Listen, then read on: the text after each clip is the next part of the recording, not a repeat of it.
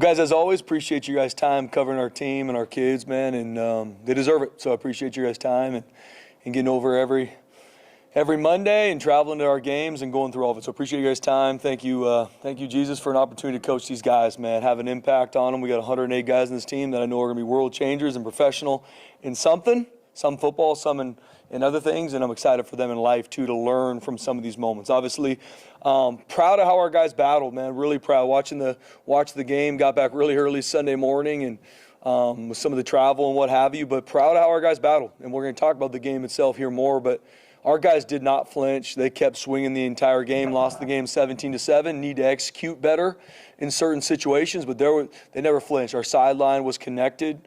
There was a lot of love going around, and our guys battled. We need to execute better in certain situations. Offensively, watching it, obviously, there were some variables in the game, right? The weather was a variable in regards to why we ran the ball as many times as we did. We knew going in that was going to be a big part, but we definitely need to find our spots to attack more. We need to be on the attack more as an offense.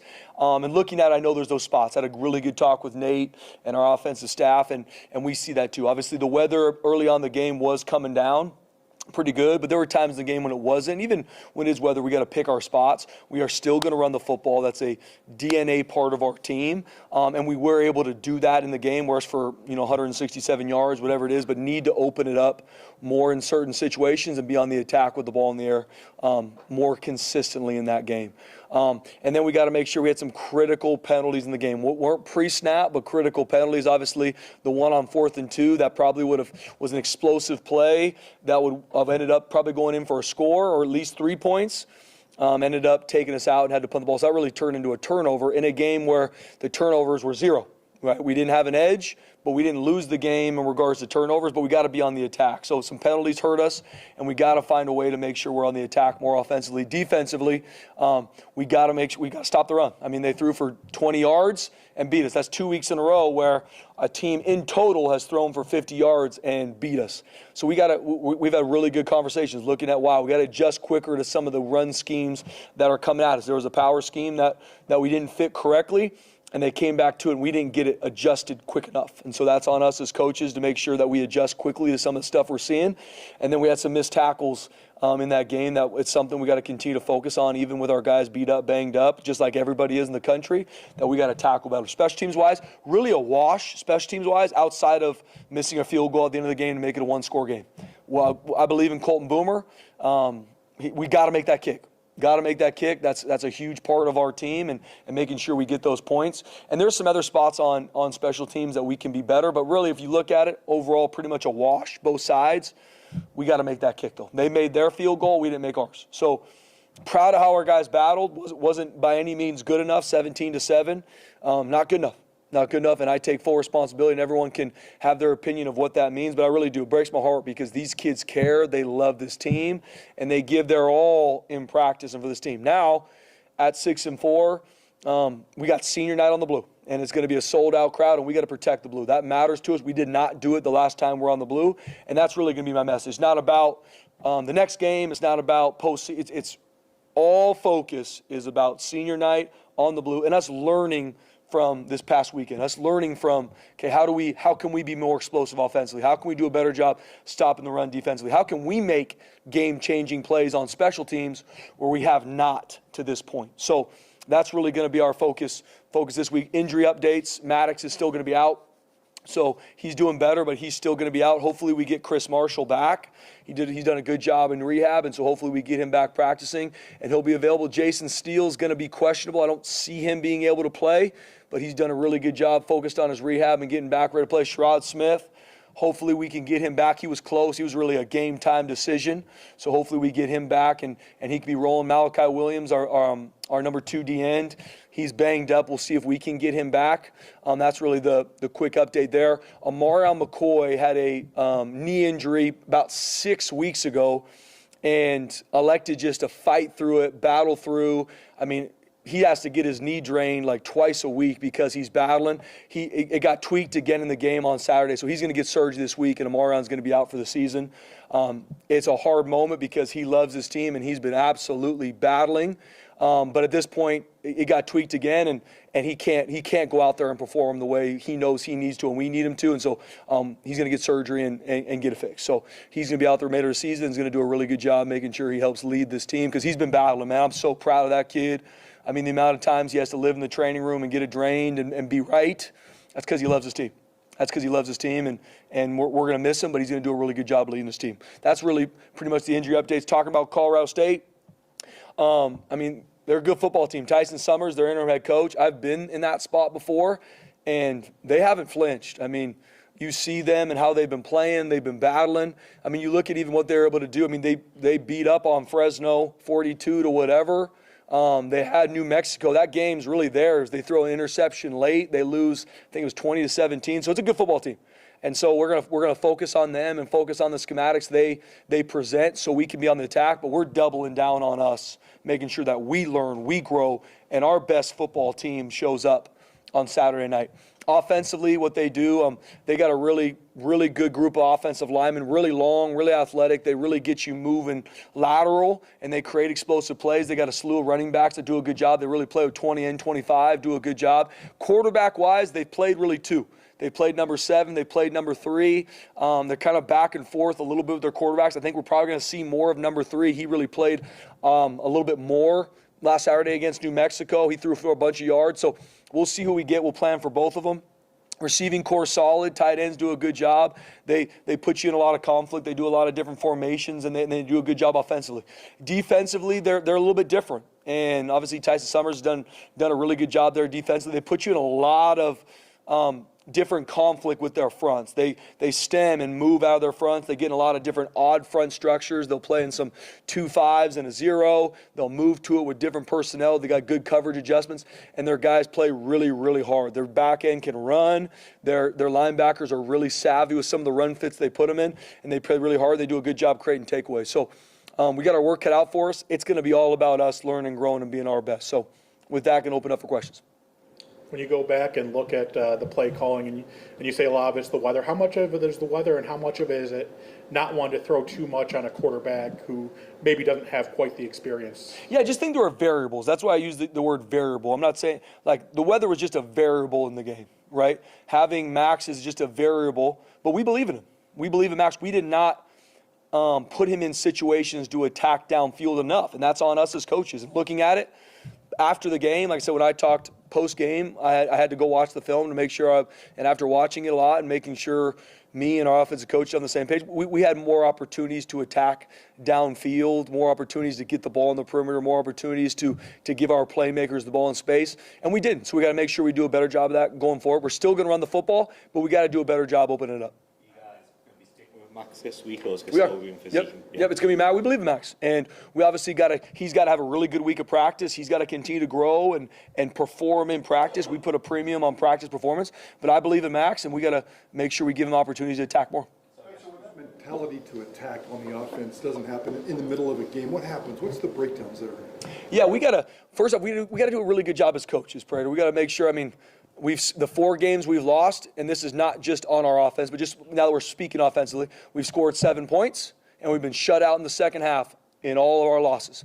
You're not going to win football games if that happens. So what are we adjusting at halftime? How are we going to put our players and our playmakers in better spots in the second half? What are some things we're seeing that we can exploit in the second half? And we're going to do a better job with that. We knew that was a focus, but we obviously didn't.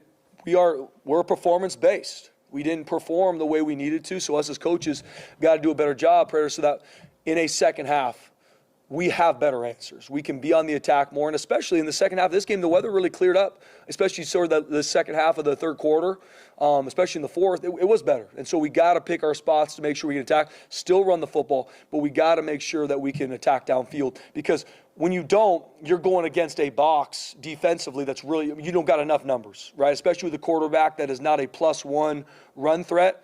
We're outnumbered in the box. So it doesn't matter what run schemes we do. It's going to be really hard to be explosive. And when you look at football, the 2 biggest stats are turnovers and explosives. Turnovers was a wash. It was 0. We didn't take any on defense, which we need to, but we didn't turn the ball over. Ball was on the ground, but we got it back. And then explosive plays. We had 4. They had 7. And really, we had 2 going into the last drive of the game and got 2 on that last drive. So those are the 2 biggest stats that affect winning games. And one was a wash, one we lost. We lost a football game. Is it fair to say that Nate is still learning his new role? No, I don't think so. I think you're learning and growing always, Prater. Like, is Nate going to be a better offensive coordinator today than he was a week ago? Yeah, I would say no different for me as a head coach, no different for someone who's been an offensive coordinator for 10 years. Hopefully, you're always learning and growing. But just like I believe in Coach Potter. Believe in him.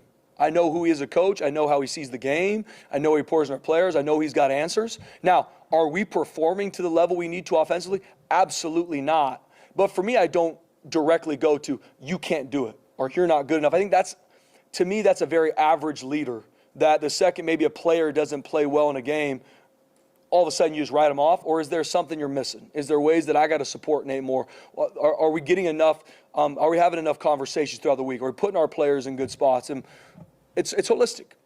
We are not performing the way we need to offensively, and our players care. They are battling, so it's on us as coaches. And we got to put them in better spots. The schemes, didn't matter, but I don't think there was any play action. You didn't have any like 2-back sets. Yep. I mean, it seemed like a lot of just basic run plays. I mean, how do you look at the types of plays you're running in terms of? I know you want to run the ball, but can there be more variables and creativity there? There needs to, BJ. Yeah, we need to put a defense in more conflict. We need to find ways to put them on their heels more than we did in the game, and we got to be better. And we had some things in the game plan that we didn't use, that we had good conversations about why, and making sure that we don't leave those bullets unshot. We go into a game, and I think the question was asked to me after the game, like, we don't go into any game planning to lose. We go into every game planning to win. And that's on us as coaches to have the plan and then to go out and execute the plan. But we didn't. We had some of those bullets we didn't shoot, and we got to make sure we use them. In terms of the in-game adjustments, how do you guys think you do as coaches there? Because a lot of the stuff you say, we saw it later and we should have done this. I mean, where's that breakdown in that communication during the game, why some of those changes can't come sooner? Yeah, we got to be better, BJ. Yeah, I mean, especially in this day and age with iPads and all that, like, we know what it is. Why are we not adjusting and it being executed on the field in game? Because it's too late on Sunday to make adjustments, right? It's easy to sit in my chair in my office and say, oh, this is what we could have done, should have done, just like everybody's going to do with us. We got to make in-game adjustments better. So we're having good talks to the staff, and this isn't brand new. Last weekend against San Diego State, we've been shut out in the second half of multiple games. We've had more points scored us on the second half in these losses than we have in our wins. We got to do a better job. And defensively, there's some similar things too. There's a couple run schemes that once we got them fixed, we were in a good place, but it still took too long. And in the game we're playing really good teams. We're on the razor's edge. We got to make sure that we adjust quicker, and we're going to be better for that going forward. But now it's for us making sure in real time, what are we doing? How are we using the iPads? What is our conversations when our side of the ball is off the field? How can we get this fixed? Where are we losing this? Those are the conversations we're having as staff. When you have those exact same conversations in game, what's Zach's role? Yeah, for me, and that's why the second our offense is off the field, I'm switching over to defense. So it's conversations with our offense, what's going on. And our entire offensive staff does a really good job. Hey, these are the things we need to get to. I can't speak to exactly what's being said because the second one side of the ball is out, I'm on the other side of the ball focused on that side, Prater. But from talking with Nate and talking with our entire offensive staff, everyone has good opinions and where we're going to go to, but it has to be better. The product is not what it needs to be, especially because our players care and they are working their tails off. We need to be better as a coaching staff. There's been games where it has been clicking, where you are scoring 50 points a game. Is there anything you can look at and see, say, okay, we were doing those things in these games that you necessarily weren't doing when in the losses? Yeah, absolutely. I mean, we've been explosive as an offense this season. As of late, we have not been. So why? And there's no excuse. Weather's not an excuse. Who's in the game's not an excuse. We have to be explosive in offense. And we have enough. We have what it takes. So it's on us as coaches. Like I said, I'm proud of our team. I'm proud of our players. The product on the field is not what it needs to be. If our effort from our players is there and they're working their tails off, that's a coaching issue. That's on us, starting with me, and that's on our coaches to put them in spots to be explosive. I know hindsight's 2020. Looking back at the film with Max, and I know there was an emphasis to run the football against SDSU. Was the conversation, hey, we need to let Max kind of air the ball out a little bit more headed into this game? You talking about going to Colorado State? Yeah, we haven't met with our players yet. We're going to meet with them later tonight, but absolutely. I mean, we believe in Max. We gotta give him more opportunities to take his shots, and then it's Max's responsibility to do a really good job in practice, to earn the trust with his coaches and his teammates. Before halftime, when it was a tie game, it seemed like that could have been a good moment to see maybe what you get out of him, maybe for the fourth quarter. Yeah. What went into the decision making to just kind of go into the half for the tie game? Yeah, in that situation, it's a one-score game, and I thought about that situation a lot. It's a one-score game, and at that point, still raining, still coming down, minute left, we had no timeouts. Wanted to see if maybe one of our runs would pop and create an explosive play. Then we'd be rolling. It didn't. And at that point, and I'm not obviously hindsight's 20/20. At that point in the game, I was thinking, you know what? It's a one-score game. Let's not create any issues, especially where the weather is right now. Let's go in. Let's adjust. Let's have really good answers and come out better second half. Hindsight's 20/20, and look at that situation going forward. Want to be on the attack more than we were, but that was where my head was at with how we played it. Timeouts then called for before that, like for the defense, or were you trying to save the clock? Still wanting to see what we could get, right? I mean, I'm always going to be on the attack in how I think game management wise. And so we had a minute, we had no timeouts left. It's like, hey, let's see if we can get something going here. And nothing really hit the way we wanted it to. And at that point, I was like, you know what? We're going to go into halftime. Do I regret it looking at it now? Well, we scored 7 points. So probably should have used that series too. But in the moment, I don't regret where my heart was at. I didn't regret how I went through my process, and knowing that where we're at in that game, one-score game, it was still raining. Let's not do something that puts us in a bad spot here. You talk a lot about the conversations you've had with Nate and the offensive staff today, and the issues are pretty clear for everybody right now. What was the conversation like in terms of how to fix the issues? Yeah, good question. That's what it's all about, Brett. I mean, we are problem solvers. It could take anybody on their sofa at home to watch and look at a game and give their opinion. We're problem solvers. And so that's where my biggest message, even yesterday with our staff, as much as it kills me when our team doesn't win these games and I have to look in these kids' lives and these kids' eyes and see how much they hurt, but we got to find a way to get it done. So us as coaches, we are problem solvers. We have to create answers. And so that's what we're going to work to do. How do we do it in practice? This week in practice, we're going to be very simple, very, very efficient with our time. We got to execute better. So is our urgency of practice enough, right? So that when we get in the game, I can execute the things I do in practice. Okay, what are some drills we're going to start doing? We're going to do a little bit different things at practice, so our execution's at a premium. That's what we're into. And then making sure, like almost the point you have, BJ, making sure formationally, everything we do puts a defense on their heels to make sure we can attack more, not just throwing the football, running and throwing the football. That's what we're going through right now. That's what I know our coaches are doing a really good job game planning. Sean Lewis said they bullied your offensive line post-game. You've watched the tape here and there, and what are your thoughts on that? Do you agree with him? Everybody post-game has their opinion on how they handle press conferences. That's not how I handle press conferences. Let me start with that. They won the game. They won the game. Hats off to them. They did absolutely enough to win the game. But I love our team. Our team never flinched. They battled. They won 17-7. Hats off to San Diego State. Does anything change in terms, you mentioned trying to be better with the iPads and all that, is whether who's in the box helping look at stuff, whether it's who's calling the plays, or maybe not that drastic, but is any operational stuff going to change this week? Yeah, look at that, BJ. The iPads is something we're really on right now as a staff. I don't have any answers for you guys right now, but how we're using them, how our players are using them, is it too much information to where our guys just watch their series? Maybe they didn't play well in the series before. Are they going out, scared's the wrong word, but now more afraid to lose than they are going out attacking? So we're looking, because we want to use it as a tool and make sure that we don't keep our guys from playing their best. But we're going to make some changes with the iPads. I don't know what those are yet, but that's a huge topic for me with our staff. In regards to someone maybe go up in the box and changing on that too, I don't know what those changes are right now. Obviously, Nate's in the box, Coach Chins is on the field. The information flow is really good. We're seeing things. Like I said, I would feel way different, BJ, if post-game it's like, man, we never saw this. We never had good communication. We do, but our players aren't executing with the adjustments we're having, so that's on us. That's not on them. So are we being clear enough with our adjustments? Are we taking the time to make sure it's very clear defensively, offensively, what we're doing? Because it's not happening. It's not for lack of information. If anything, BJ, it's probably too much.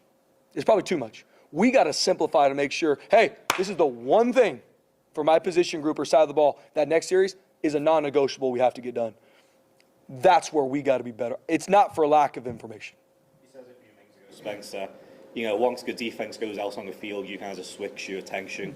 Are you against maybe letting Coach Ching just take a couple of series and just focusing on the offense once they're off the field? Are you open to that? Yeah, for me, I'm all about the team, all about game management. So I'm there to support whatever side of the ball. And we have really, really good coaches. I believe in our defensive coaches. I believe in our offensive coaches. I believe in our special teams coaches. The time for me talking about all that stuff, that's going to be after season. No different. I could ask about recruiting. Like, yeah, we're absolutely recruiting our tails off right now, but we have our team right now, and I'm pouring into them. So in game, when one side of the ball is out, they need my attention. Those players, I want them to see me looking at them. I want them to see me with them. That's a non-negotiable for me. Like, those 11 dudes on the field, I don't care if it's kickoff or defense or offense. I'm going to be right there supporting them, and we got good coaches. 2 years ago, Spencer, you guys were on the outside looking in at a Mountain West Championship appearance. There was kind of a breath of fresh air that apparently swept through here, and you guys ran the table and got there. What do you learn about that experience, and how do you apply it to, now where you guys might be kind of on the outside, but still games to play? Yeah, Jay, I think about that 2 years ago a lot. For our team, the past 2 weeks, we've had everything on the table, everything to play for, and just haven't executed enough. And we got to get that fixed. So for me, that's why so much is less about postseason, championship game, bowl games. My sole mission this week is to focus on our guys, staff first, learning, being better for our players, and us playing our best to protect the blue on senior night. And then whatever happens 2 games from now, let the chips fall where they may. That's my focus for our guys. I want our players to be where their feet are. This season's going to be over in a month. And I'm going to make sure us coaches, our players, we are where our feet are. And I'm going to talk to our team tonight, talk to our leadership. Everything you want in this life is on the other side of hard. I believe that. Everything you want in life is on the other side of hard. And I talked about no different being married. I said, man, if the second it was hard the first couple years, I said, I'm out. Or the first time me and my kids, it was hard. I was out first time as a coach. I mean, my first couple jobs, you're making $18,000 and you're trying to figure out, but everything you want in life is on the other side of hard. And I said, guys, we got to learn from this. Because if you go left or right or go backwards, you're falling in line with the statistics of our world right now, where guys want to run from hard things. Go through it. Got to go through it. Don't think about, well, after the season or right now, be where my feet are. Everything you want in life's on the other side of hard. And I'm just doubling down there, Jay. But what I do know, what I learned a lot 2 years ago, is a team that blots out what people are saying about them, blocks out what's going to happen after season, and doubles down on loving their team, focused on being where their feet are, and having a blast playing football. Anything is possible. You mentioned the 2 quarterbacks that you're facing. What are their differences in play, and does that kind of make it a little harder to prepare, having to prepare for 2 different schemes? Yeah, both of them are athletic. Both of them can throw. They both can run their offense really well. I think, 3's a freshman. 7, I want to say, is maybe a sophomore or a junior, so 7's a little bit older than him. They're both athletic. They both can do a lot. Obviously, they both have some things they do differently. We got to be really aware of who's in the game, but they both can run the offense really well. Senior nights, Latrell Caples, feels like this dude's been here almost as long as Yeah. you have. Just what can you say about what he's meant to this program? Oh, man, Latrell Caples is a young man that choked me up and thinking about, that I have the utmost respect for. I mean, a guy that, and I ask people, please just even watch the San Diego State game. I mean, watch for 22 plays in a row when we ran the football, he's blocking his absolute tail off. Team guy, loves his team. We even met as a leadership group, which he's on, and just talked about being where your feet are. And he even said, I'm a senior. There's a lot of things after this season that I got to get figured out. He's like, but the time's not now. The time's to be here, to finish what we start. And I think the absolute world of Latrell Caples, I love him dearly. I believe that the best is still to come for him in this life because of who he is, and this will be home for him forever. Where do you start with cornerback competition with McCoy this week? Yeah, we're going to start with Freeney and Sherrod Smith, And they're going to go, obviously, Sherrod's injury. We'll see kind of where he's at, but those two will definitely go at it. Franklin Johnson is going to have a shot too. And DeMauro does a really good job rolling guys. Obviously, we've played really well at that position this season. So it's going to be, we're going to turn the heat up, and we're going to still roll guys. You even see in game, we're able to get a lot of guys in. But those will be the two that first kind of have their first shot at. But we'll roll Frank too, and we'll even see Trey Tolmere maybe. But we're gonna roll some guys to see going into a game who's our four. Have you started writing the letters for the seniors? I'm actually starting today. Yeah. Just how long does that usually take you? What's kind of your process for doing that? Yeah, it takes me about a week. I think about it. I started thinking about it in the bye week just because some of the things I wanted to speak to individual, and just each one takes me a while because, I mean, I love these kids. And especially like even talking about Latrell Cable's, like, golly, that letter's going to be hard just because I care about him and his life. So I usually it takes me a while. I spend a good amount of time on it and usually do it at night or early in the morning when it's just kind of me here and just thinking about these kids, praying for them. And I always want to be in their life as someone, especially when this is over. I never want anything from them. I'll never call because I need something. I want to just call because I love them, and I want to always be able to speak truth into their life. And that's what it is. What's your number for Saturday then? 20? It's a good question. Okay. Yeah, I'm trying to think off the top of my head. 18, 20? Yeah. Thanks, guys.